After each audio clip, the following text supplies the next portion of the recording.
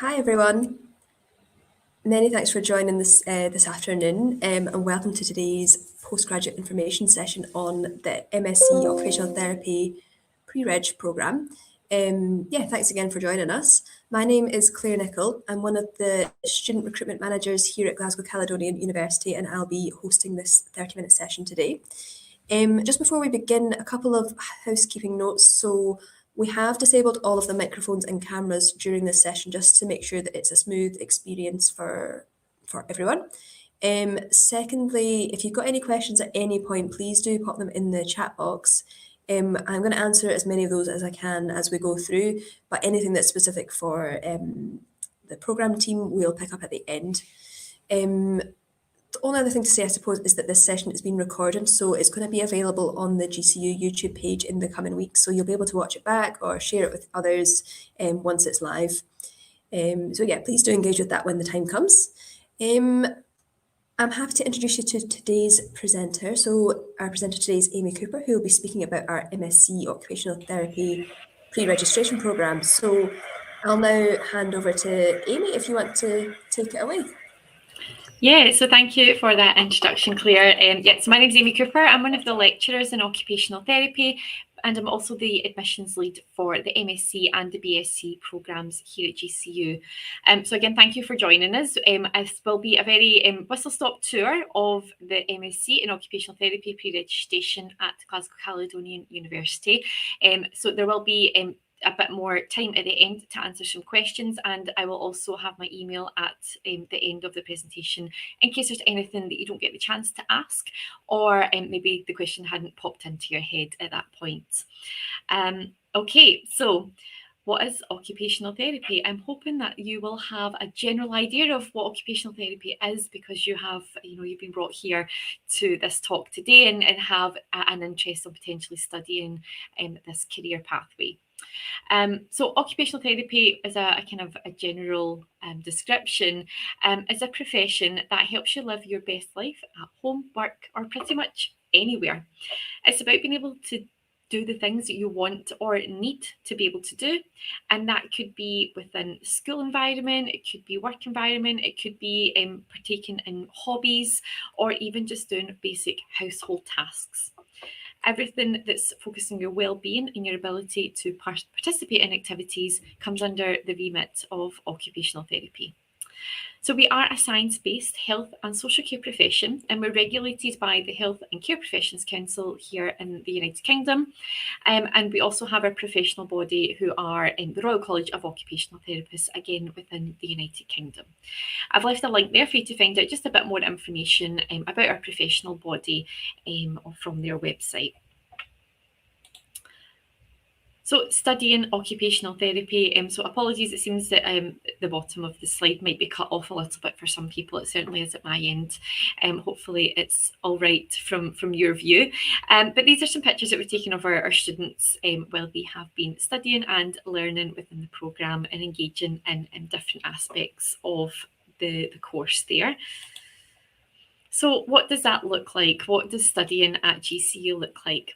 So we are a pre-registration programme, and what we mean by that is that it's people that are brand new to occupational therapy. So this is not a post-professional master's. So if you already have a BSc in occupational therapy, then this wouldn't be the right programme for you. This is someone coming into the profession as a new person. It is a 24-month programme, so you are learning what our BSc students would learn in terms of you do the same amount of placement hours, however your modules are at that MSc level. Our programme starts in January and it runs from January to December, so we do run through all of the trimesters, which includes over the summer months as well, which allows us to fit all of that content and placement hours in within your 24 months. We have an intake of around about 40 students per year, and around 50% of those students are international. So in terms of class sizes, they are kept quite small, and you really do get to build a community with your peers while you're on the programme. We are accredited by the Royal College of Occupational Therapists and also by the World Federation of Occupational Therapists, which allows you a little bit more of that international mobility upon graduation, and I will come back to that point later on. We're approved by the Health and Care Professions Council, which is a regulatory body that you need to be able to register with the HCPC upon graduation to work as an occupational therapist within the United Kingdom. So our programme enables you to do that if you complete and pass all modules and placements. In GCU, you get the opportunity to undertake interprofessional learning. So that means that you will study alongside our physiotherapy, social work and nursing student colleagues here at GCU. So you get a real feel for that multidisciplinary working before you actually go out into the working world. So again, what do we offer here at GCU? You are very much at the centre of your learning and the centre of what we aim to offer in terms of student support and experience. So around you will have, the wider university support system. So that would be things like your career service, the Students' Association, GCU Wellbeing. And beyond that, you'll also have your peers. So as I mentioned, smaller cohorts mean that you do really get to know each other quite well. You're also allocated a personal tutor who is a member of staff that will be your main contact. In other areas, you might see this be called as a guidance counsellor or any similar terminology, but it's someone that is there to support you throughout your programme beyond just your academic modules. You then get your lecturers, so the people that teach you throughout the programme, module leaders, so people that are kind of leading one particular module that you may be undertaking, and they'll be there to support you with any assessment specific questions that you might have. You've got year coordinators that again are there to support you for kind of a wider level issues, so things like timetabling or concerns or any questions that you have about your time on the programme.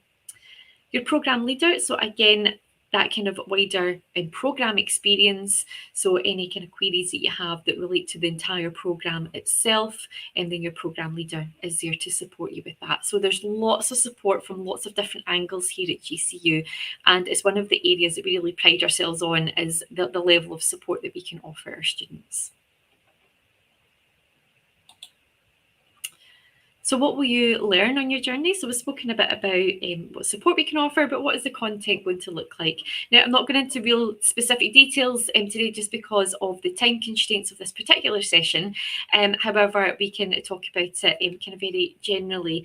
So across the 2 years, you will have modules that will focus on theory, evidence and practice within occupational therapy. And we like to call them our spirals that you'll see sort of spiraling round your 2 years and building upon those skills and knowledge. So you will see that throughout both levels and increasing in level of demand. So you'll undertake modules that cover occupational therapy specific theories, professional practice skills, occupation health and well-being. We cover anatomy and physiology, evidence-based practice and research methods, and also that interprofessional education that I'd mentioned previously, where you're working alongside other degree programmes. So how will you learn in your journey here at GCU? So what does that look like? So this is the content, but what kind of learning, or how will you learn all of this content? So we use a range of different methods. So we have practice-based learning and simulation, which is your placement, your practical skills.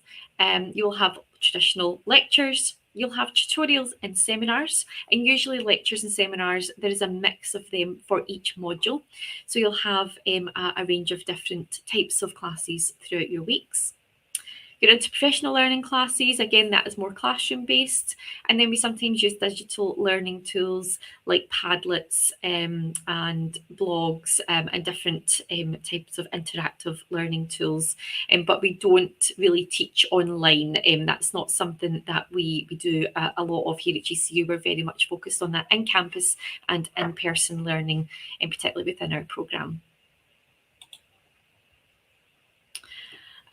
So I kind of briefly touched on practice-based learning and the practical elements, but actually it deserves its own slide in itself, because in occupational therapy, you do need to gain 1,000 hours of placement experience to be able to register with the HCPC and also under our World Federation of Occupational Therapy regulations there. So you will undertake 1,000 hours to meet those requirements over your 2 years, and they will be split up into 4 different placements. So actually, your placement experience accounts for almost half of your learning on the programme.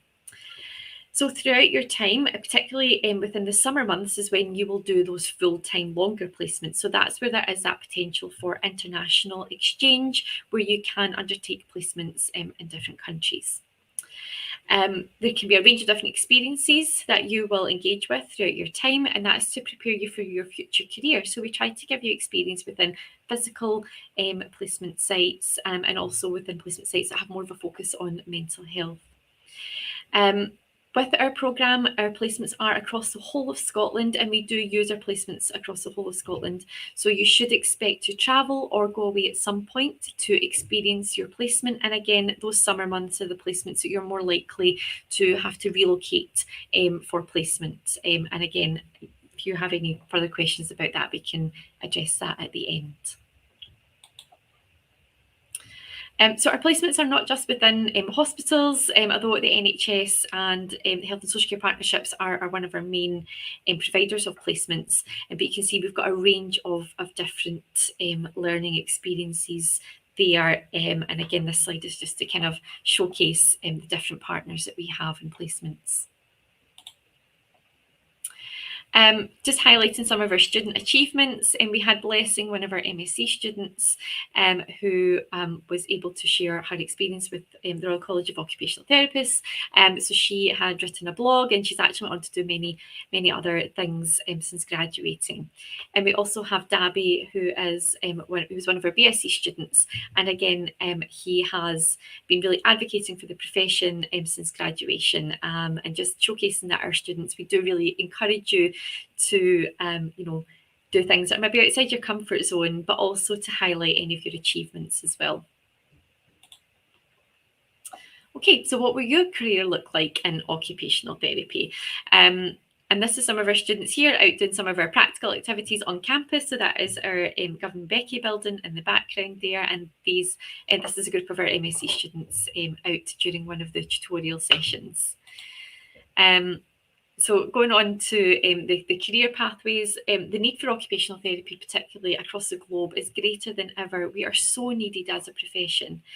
We focus on occupational performance and participation, and we work across the lifespan with individuals, groups, and communities. We really are extremely skilled in lots of different areas of practice.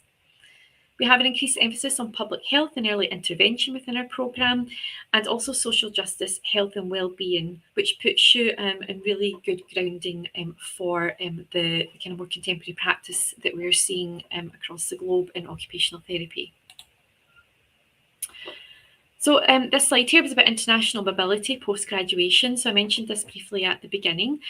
So because we have our professional body for occupational therapy, and we're approved by the World Federation of Occupational Therapists, our graduates can explore their career and registration globally.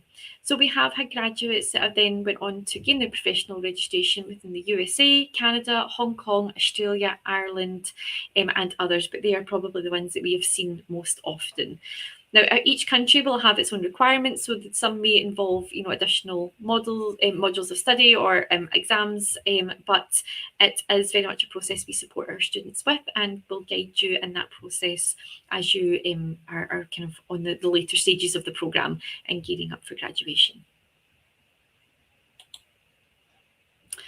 What have our students said? So as I mentioned, we really do pride ourselves on the support that we provide our students, and it's one of the areas that we get great feedback from. So I'm not going to read all of the quotes out. I'll leave this here for you to read in your own time. Yeah, just to pick one or two, we've got great facilities, an extremely supportive staff, and quality course. Somebody else has said that module tutors are easily approachable and very supportive. The guest lectures from different areas of practice are very informative. So again, just a couple of the positive comments that we've had. We have an open door policy here at GCU, so your lecturers will all work across one level of this building, and you can tap our door, you can pop in to see us at any point. So we are very easily accessible, and happy for you to pop by with any questions. So that is something that you may experience if you come to see us at GCU. Okay, so last slide here, so we want to leave a good bit of time for some questions. We have our General Occupational Therapy Programme webpage if you want to find out more information. We've also got an Ask a Student on the GCU website. So Linnea, one of our MSc students, you can contact her directly through the chat function and she will get back to you with any maybe specific questions you want to know about student experience. My email is there. You'll see it's the MSc OT pre-registration admissions email. I can answer any general admissions queries or any general inquiries about the programme itself. And then we have our programme leader, Laura Hall, who's also available to answer any questions that you might have before coming to GCU. Okay, and lastly, we're really looking forward to the next step of your journey. We really do hope to see you in January to join us here in Glasgow. And I will pass back to Claire to see if there's been any questions coming in through the chat. Brilliant, thank you so much for that. That was really, really interesting, and I'm sure the audience will agree. Yeah, very helpful in sharing a bit of an overview of the programme and yeah, clearing up probably quite a few questions that our audience had. But yeah, as Amy has mentioned, and as I said at the start, if you do have any questions, anything that's come up and you want a little bit more information, please feel free to submit any questions in the chat box there. If you don't manage to think of anything or there's something that comes to you afterwards, please do get in touch with Amy. She had left her email ID there on the screen if there's anything that comes up afterwards. But for now, I think we have just one question from Lauren. So Lauren's asking a bit more about the placements and mentioned the travel and perhaps being placed elsewhere for placement. Is there any support with things like finding accommodation and that side of things? Yeah, so we will provide a level of support. So what we don't do is say, recommend a particular accommodation site because things can change in time, ownership will change and also personal preference with some people are happy to stay if you're booking a holiday, some people are happy to stay in a 2-star hotel and some people want 5-star. So I think accommodation is very much a personal preference, and we don't always have control over that. So what we have, though, is a collection of accommodations that students have visited and have given their experience of being in that accommodation. So some people will say, there's accommodation in the Isle of Skye. It's really clean, tidy, but you are going to be sharing, maybe a living space with other students. So if that's not something that you would like to do, then you might want to look for an alternative type accommodation that's more private. And some people will recommend like B&Bs or like a room to rent. So we do have a collection of previously used accommodations. Across our sites as well, we do have, so in the north of Scotland, we have like Regmore Hospital, and they have student accommodation there. There's student accommodation down in Dumfries, and in a few different. So in Dundee, there's student accommodation as well. So that is a lower cost option. We can give you all of the information for these sites if you are going to be relocating, and we do try and find information from previous students on what accommodation has been used before, tried and tested, that type of thing. So that's the kind of level of support we would give you for finding accommodation.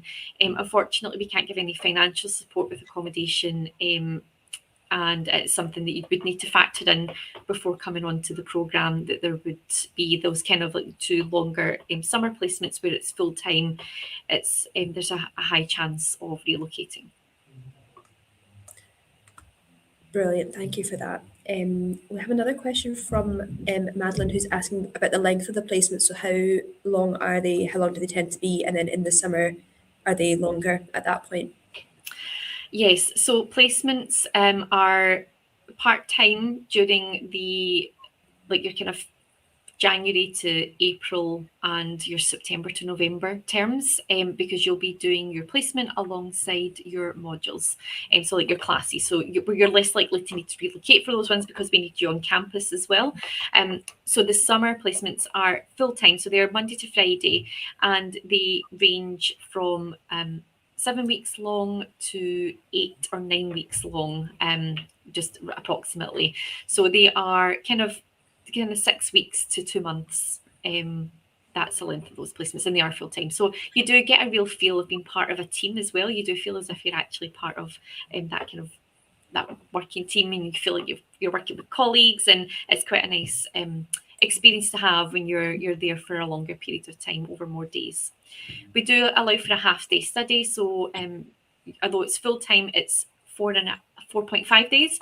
So you will have a half day generally on a Friday, and that gives you that half day to maybe do extra study and preparing for the week ahead. Oh, that sounds good. There's another question from Kate about parents. So anyone that has children, is there a way around the having to relocate for placements in the summer? Yeah, so we do take personal circumstances into account whenever we're allocating placement. So that is something that can be discussed whenever you come onto the programme. As a rule, if someone does have extenuating circumstances, then that is considered when we're allocating. What I would say is commutes can be long in Glasgow. And the example that I always give to students, I live outside of Glasgow, and one of my first jobs was across the other side of Glasgow from where I am. And my commute in the morning was about 90 minutes just because of rush hour traffic and the transport links to get there. So although your placement might be in Glasgow, we still say to students that there might be a bit of a commute though in the morning just because of the nature of public transport and also like drive times as well across the city. Yeah, no, that makes sense. Thank you. Another question from Alexandra regarding placements. Do you support international students in obtaining their placement requirements? So around like the hours required and the experience working in different fields across the different areas?